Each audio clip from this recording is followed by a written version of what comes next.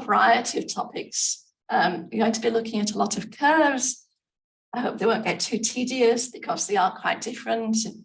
And so we'll look at the usual shape of the fertility curve, and in particular, what it shows and how it relates to the total fertility rates, because this is where it actually gets interesting, because demographers talk a lot about the total fertility rate. It's important, it's an important measure, it's talked about a lot even in the press, but how does it relate? Where does it come from? What are the numbers that are actually reflected in the TFR? It's not just a number, it is derived, and I'm going to show you how it's derived. Now, the fertility rate can relate to just first births, in which case it's for the age-specific fertility rates of just first births. We can also look at it for higher order births, and quite often for all births together. I'm going to discuss how it relates to a normal distribution, the normal curve. I'm going to look at how postponement affects the the period fertility curve in relation to the cohort fertility curve. And so why we see the difference in cohort fertility rates compared to period fertility rates. And so, yes, the effect of postponement moving from a left skewed curve to a right skewed curve. I'm also going to look at the effect of immigration on fertility curves, why they have bulges and sometimes very strange shapes. I'm going to compare countries and how there's a very wide variation even between countries that are basically quite similar. The developed Western countries, I'm not looking at developing countries. I'm looking at touching on bimodal curves, why some countries go through that stage in their evolution over time. And then I'm going to be looking at and explaining why the TFR rose after a trough around 2000, and then why it has fallen over the most recent decade, and explaining that in terms of the fertility curve, so that you can actually see why have these trends happened. And then a final question, an open question, are we reaching a limit to late fertility? So these are the data sources I'm looking at. Mostly when I'm comparing countries, I use the Human Fertility Database, but I also get data directly from the Swiss Statistical Office, which gives more detail, particularly comparing women of Swiss nationality compared to women of foreign nationality.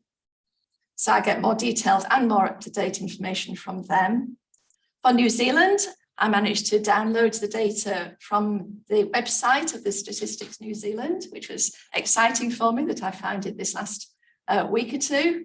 So I can actually compare New Zealand, which is rather nice. Now, for some of the graphs, I'm looking by birth order, sometimes first births, sometimes all birth orders.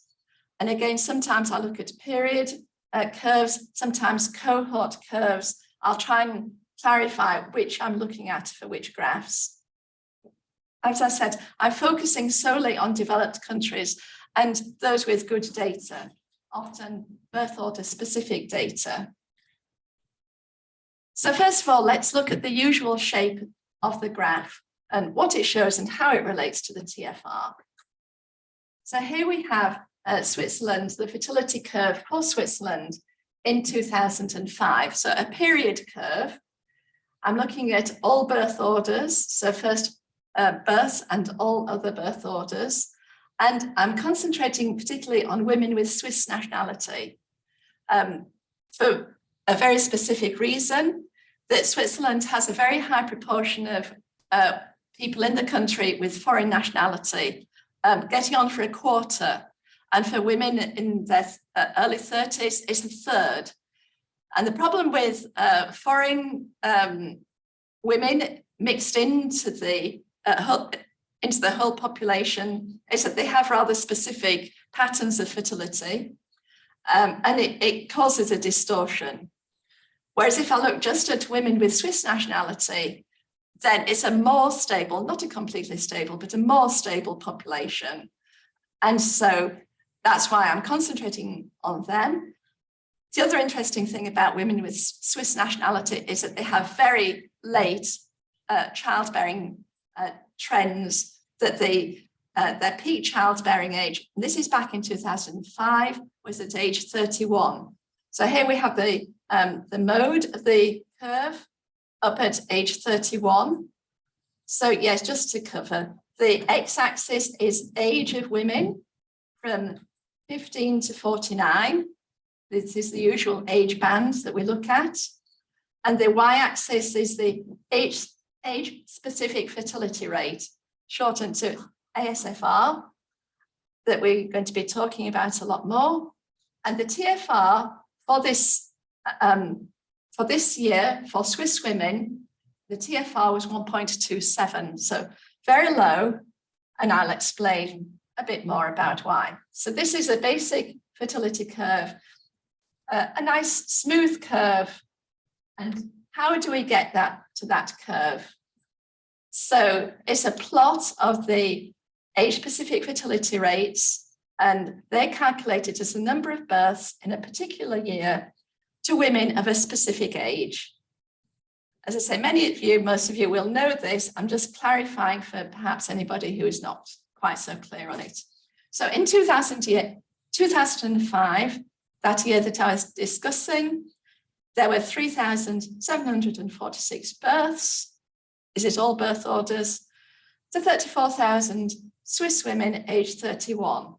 So divide 3,700 by 34,000, you get an ASFR of 0.11.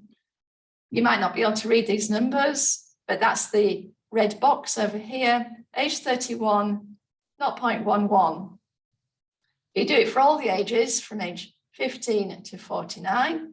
You get all these numbers, usual 4 decimal places we usually use.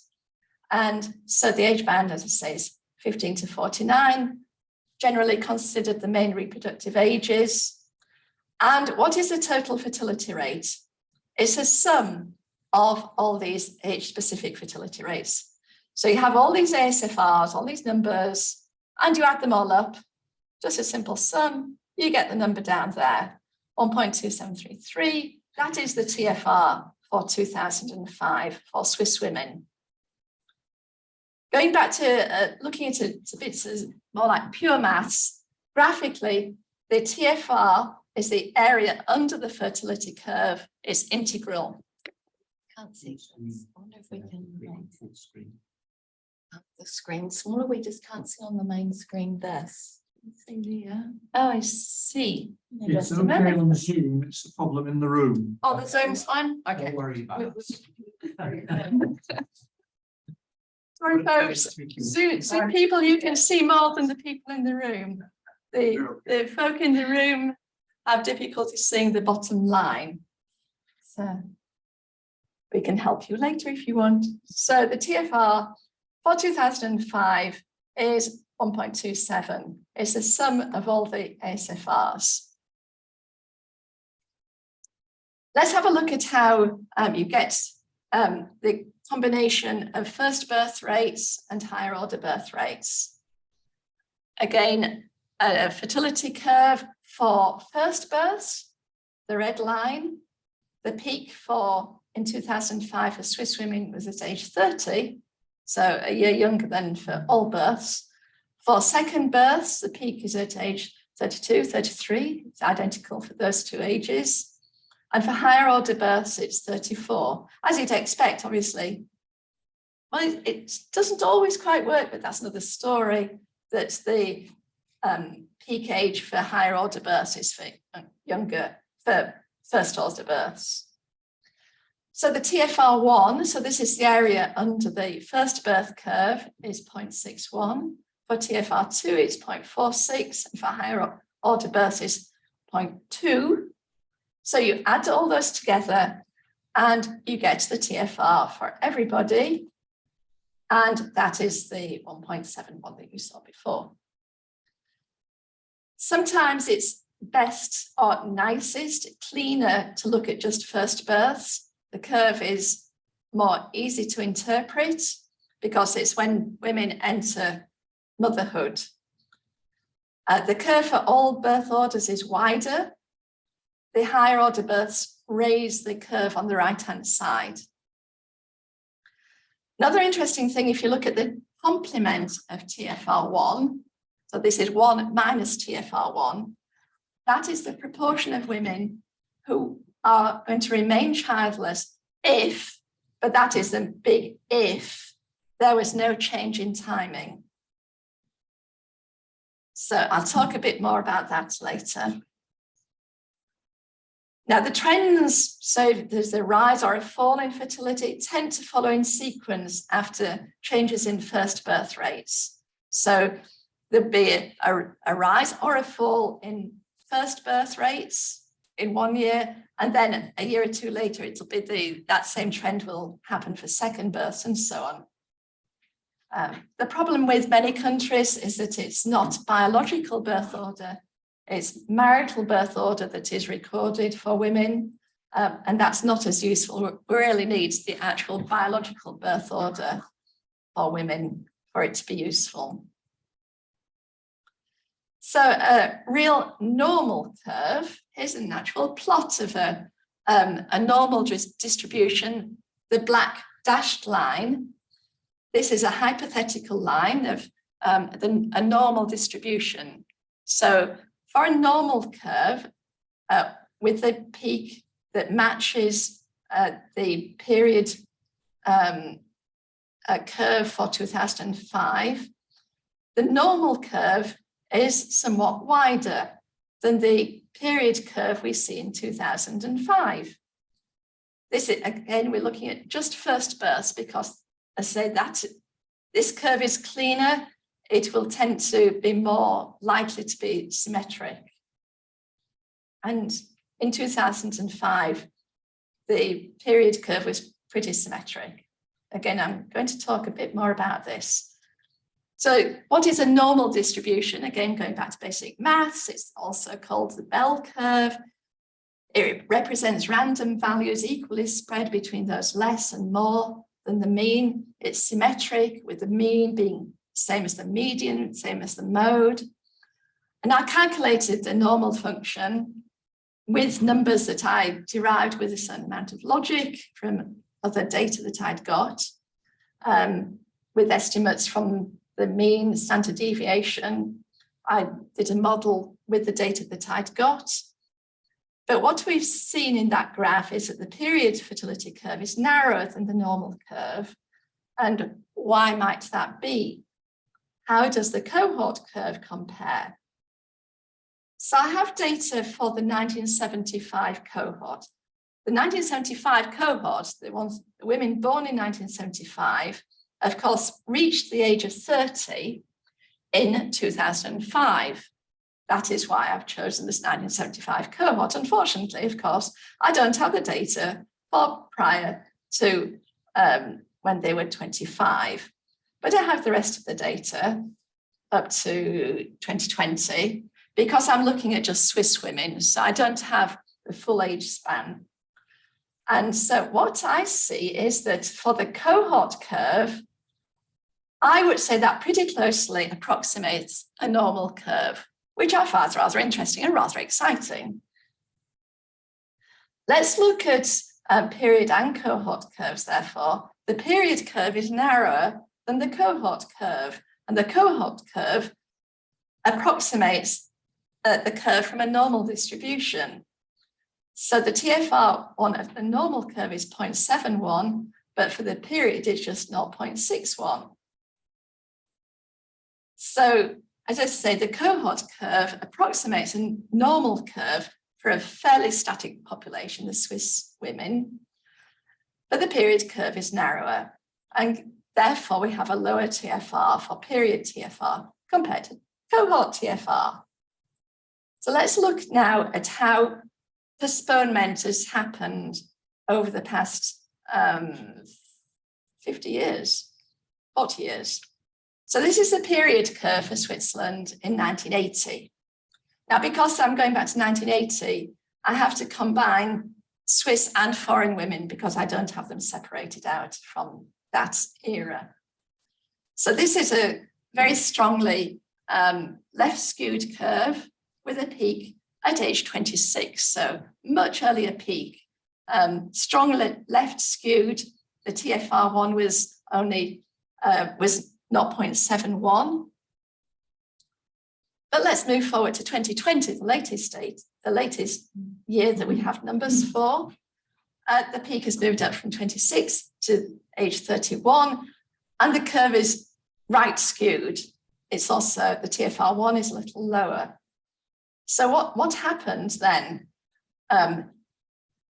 It moved from being left skewed to right skewed, and back in 2005, the year I was discussing before, was when it went through a more or less symmetric curve. So it went from left skewed, symmetric, right skewed. And we can see that the 2005 period curve, this is for all women in Switzerland, is still narrower than the cohort curve from 1975. That if you compare those to the cohort and the period where the peak is identical, we actually obviously have an identical number there because the 1975 cohort were age 30 in 2005, so that is an identical number there to the period curve. But the TFR ones were quite different. So what's happened? So why is the cohort curve wider? The cohort curve is wider than the period curve because a cohort of women start on a trajectory of higher earlier fertility in their premodal years, but then continue to higher late fertility in their postmodal years. And so when postponement is happening, cohort TFRs will be greater than period TFRs. And so cohort curves are wider than period curves. Let's just go back. So a cohort will set off when they're 15. So this was the women aged 15 in 1980.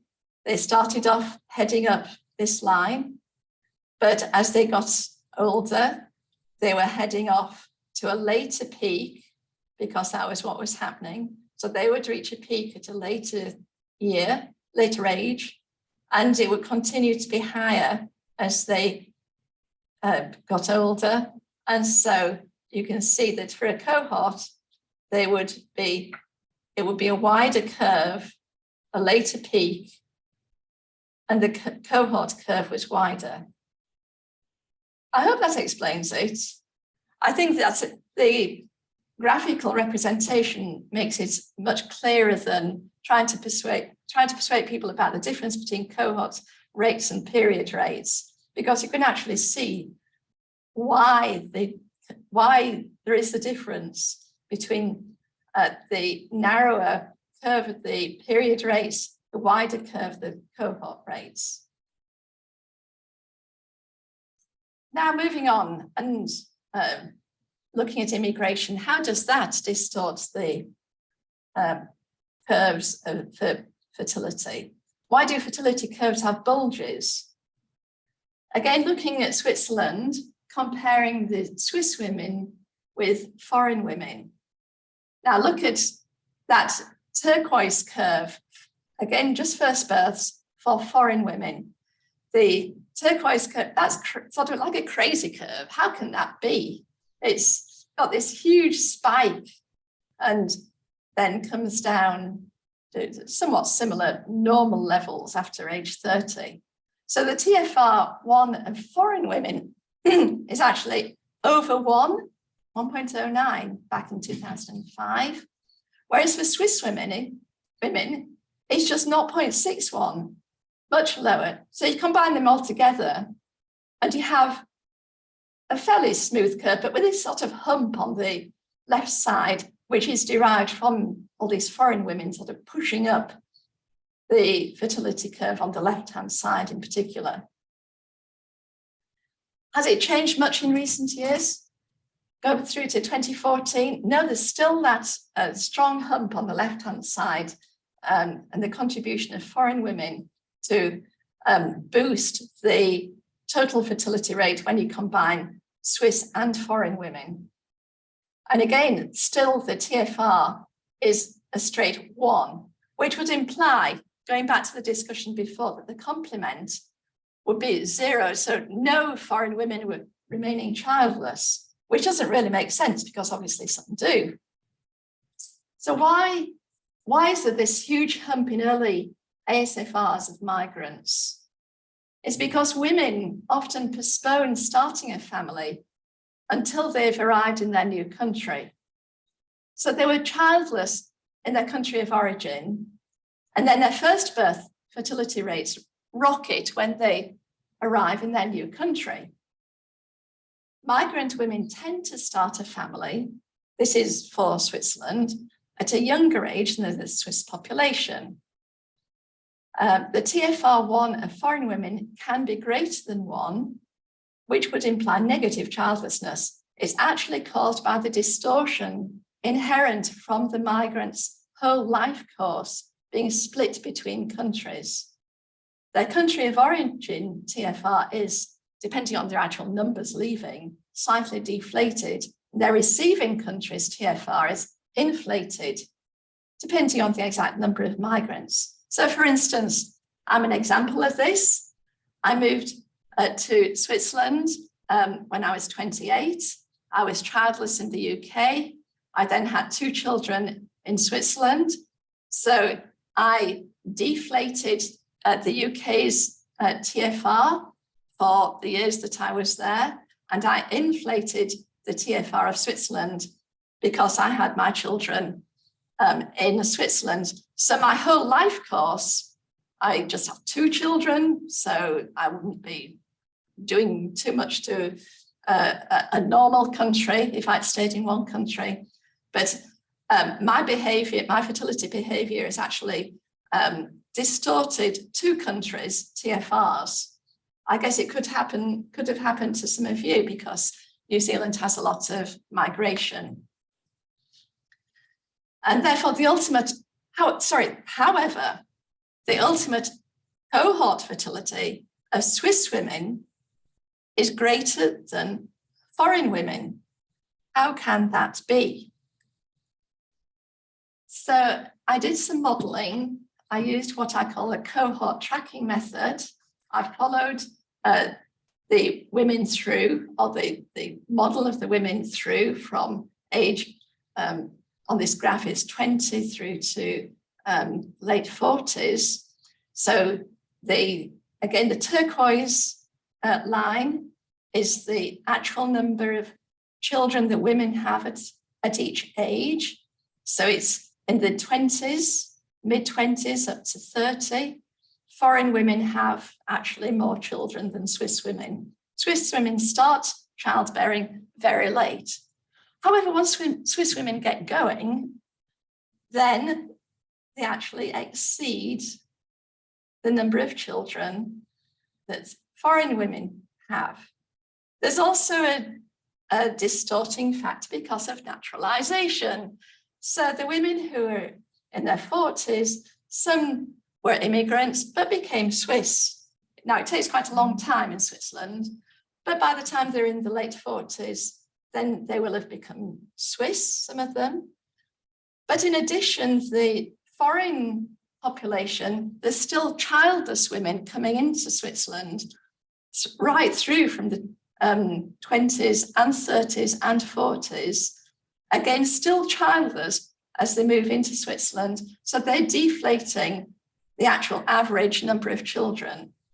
So it's really quite complicated. But as I say, in Switzerland, the final number of children for Swiss women is slightly higher than for foreign women. If you actually look at it rather than by nationality, but by immigration status, the number of children on average at the end of a woman's fertile life is actually very similar for immigrants, those not born in Switzerland, and those who are born in Switzerland, because of all these factors. So it's actually very similar. It's about 1.6 also. Now let's look at the variation in shape of the fertility curve between countries. So yes, we have the graphs for all birth orders. Most recent year that I can compare countries, 2020. We're not going to look at how the pandemic might have affected fertility rates, because that's a whole other story and yet to be told, really. So that first graph has the Swiss women, TFR 1.36, still very low in 2020. Again, this is just looking at Swiss women. For Denmark, it's really quite a similar curve, but the TFR is quite significantly higher because the peak is higher. The TFR is 1.68, so really quite markedly higher than the Swiss women, whose TFR is only 1.36. Then for Spain, the TFR is much lower. The age of the peak is later, but the whole curve is just much lower. Look at the USA.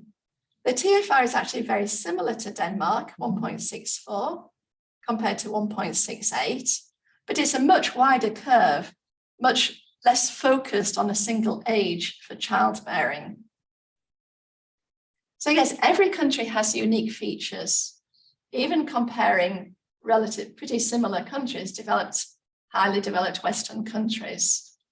Some have sharp peaks, which suggests to me tight social norms for the timing of childbearing. Some have wide curves, which I suggest is an amalgam of different norms for different subgroups of the population. The age of peak childbearing varies again significantly, even across Europe. For Denmark, the peak is at age 30. For Spain, it's 33. And a couple of comments that I don't reflect in the graphs. The likelihood of going on to a second or higher order birth varies considerably between countries. So for Swiss women, it's very high. For the Eastern European countries, it's really quite low. Also, the proportion of women who remain childless varies between countries and doesn't always lead to a lower TFR. So for instance, Britain, the USA have high childlessness, like 20% or more will remain childless. But if you have a subgroup of the population who have relatively high fertility, so relatively high being 3. So we're not talking about huge families, but relatively high, 3 or more, that can affect the distribution, the parity distribution between countries. How about New Zealand? So there's their fertility curve for 2020. The TFR for New Zealand in 2020 was 1.61. So what countries does it most resemble for its fertility curve? So for the first portion of the curve up to the mid-20s, it's really very similar to Northern Ireland. It's got a bit of a hump on the left-hand side, which suggests to me the effects of immigration, but I might be wrong. There could be other subgroups of the population that have rather early fertility. I don't know I don't have a whole lot of information about New Zealand. I want to learn more, but I don't know it yet. What about the second part of the curve for New Zealand? Really very similar to Canada. Look how closely it tracks Canada. So yeah, a combination, but not so dissimilar to the other developed countries. Now a quick look at bimodal curves. These can make some rather nice graphs and also how they evolve over time. So this is the Czech Republic and curves. So these are cohort curves for first birth. So this is what I concentrated on for a particular study that I did. So going from the 1965 cohort in 5-year jumps up to 1985, what you see is a huge drop in the peak fertility, which was very early, at age 20, a huge drop in the peak rates between the 1970 cohort and the 1975 cohort. What happened to them? It was the cohort that were going through the fall of communism in 1968. So suddenly they postponed childbearing dramatically. So the peak dropped hugely. And then between the 1975 cohort, which still had an early peak and a very wide curve, by 1980, the 1980 cohort, it had moved it across so that the peak was later in the late 20s. And by 1985, the peak was still wide and was at age 30, so much more like a Western European pattern. I plotted it as a contour graph. I'm a geographer after all, I like contours. Look at those rather nice peaks. So again, the vertical axis is the cohorts, so 1965 cohort. Come through to the 1975 cohort, you can see this, we're losing one peak, but starting to gain this later peak.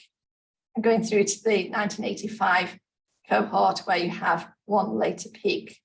But yes, it can give you some really interesting patterns if you plot these numbers as contour plots. These are for Sweden, again, a transition from an early peak to a later peak, but the USA just staying fixed with an early peak, but a wide curve for first births.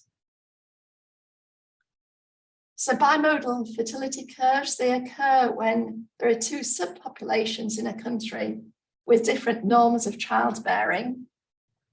The early peak can be from an immigrant population, where the peak is caused by the effect of women commonly starting a family soon after they arrive in a country, in a new country, after being childless in their home country.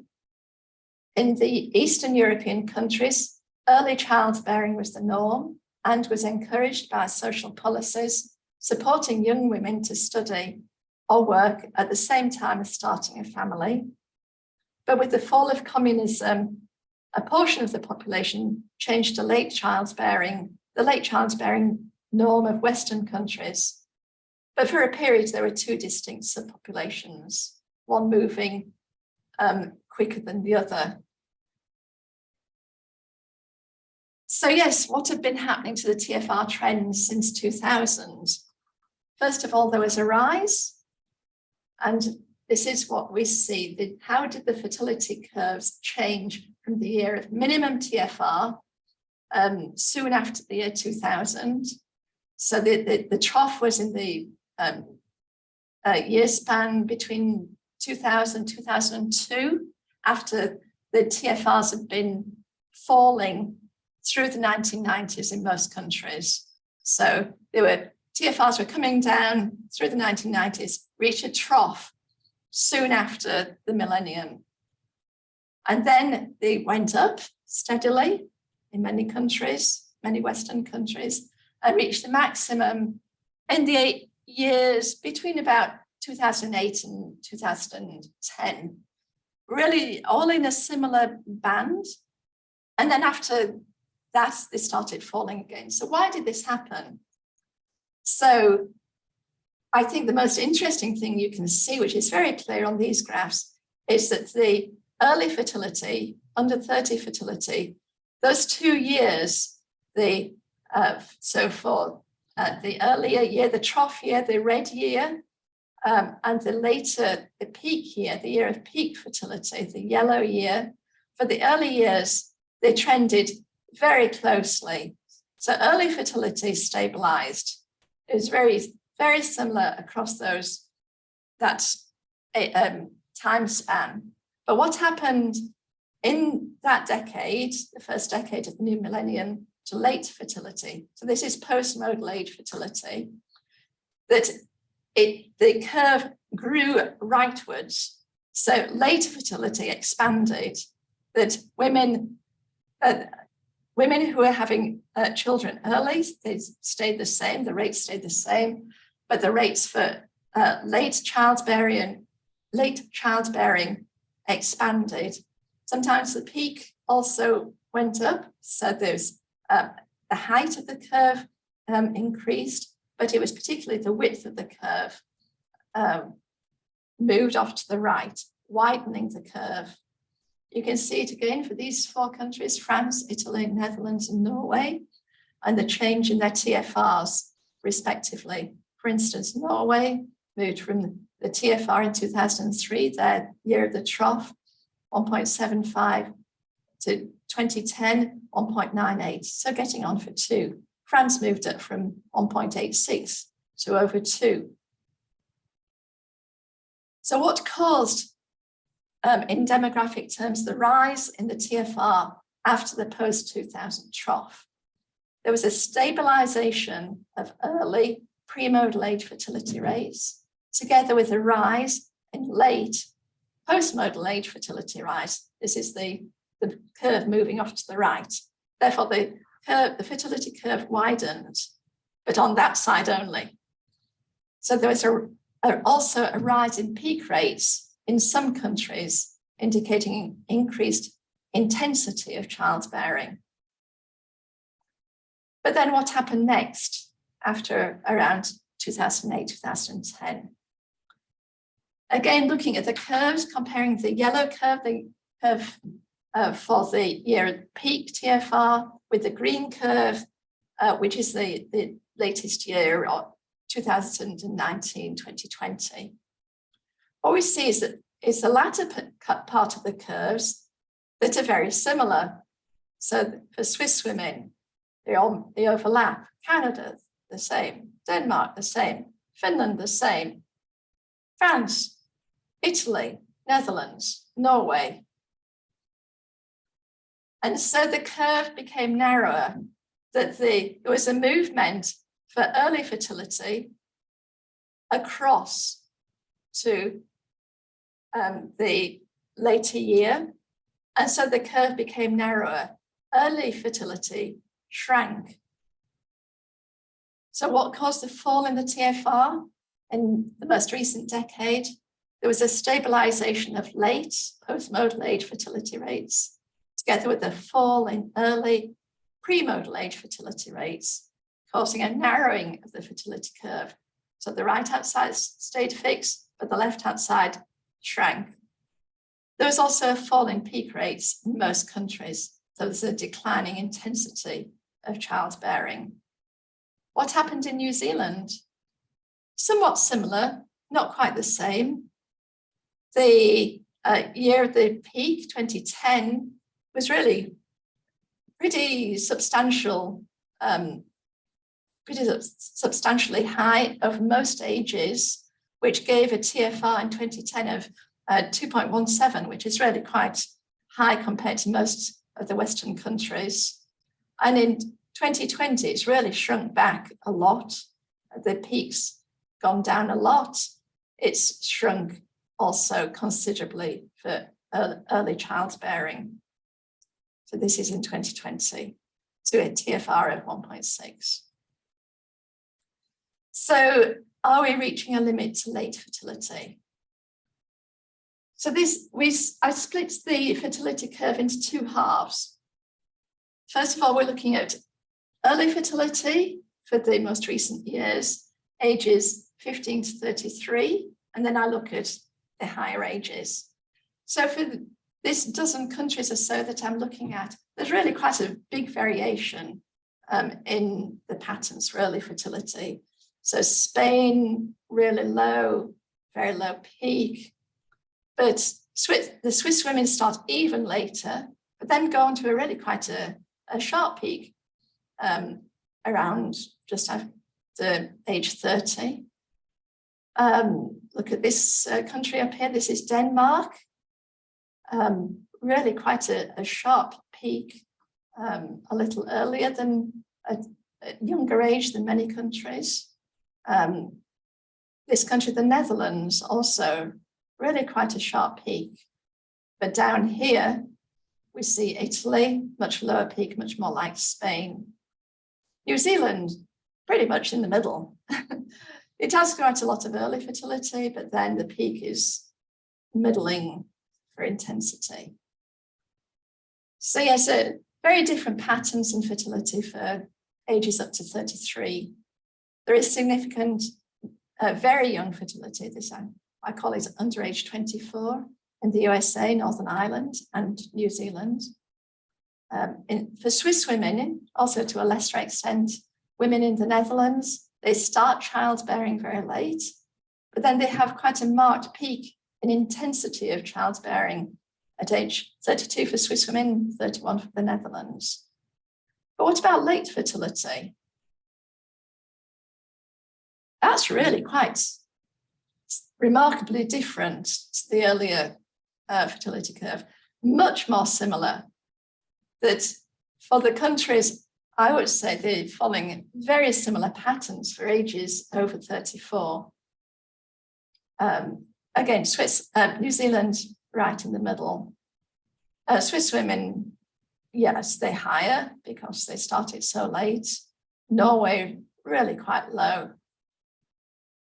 So I would say the late fertility curve is remarkably similar for all these countries. So does that suggest, as it does to me, that women are hitting a limit to late childbearing? So I thought, let's look at a different country that does have higher fertility. Israel. I've plotted Israel on this graph here. So yes, it is significantly higher than the Western countries I've looked at. Okay, so it's back in 2009, but even so, it is significantly higher. So why might it be representative? What could happen, or why might it not be representative? So the fertility curve, late fertility curve of Israel does suggest that over 34 fertility could be much higher than is currently observed in Western countries. However, in Israel, some women have larger families or have just large families. This is 4 and more children. And so late fertility may often be from higher order births rather than from women who are just starting childbearing much younger. We know, obviously, that fecundity declines with age. And I wonder, might it be more pronounced for women who've not already had a child? Again, open questions. Also, there are various barriers to women starting a family late, even if they're not continuing to have children later. For instance, not having a stable partner or a partner with whom a woman wants to have a child. There's a problem that we know a lot about, career motherhood conflicts and the opportunities of having a child at a later age. So just to recap the topics I've covered in this talk, what the fertility curve shows and how it relates to the TFR in particular, what the effect of postponement is, how we see it from the period curve, how it compares to the cohort curve, the impact of immigration, variations between countries, the height, the width of the curve, bimodal curves, and what you can learn from contour plots. I've explained the rise and the fall of the TFR since the year 2000, and how variable early fertility rates comparing countries, but the similarity in late fertility. So these are papers that I've published in relation to these topics, and I'll finish off there. Thank you.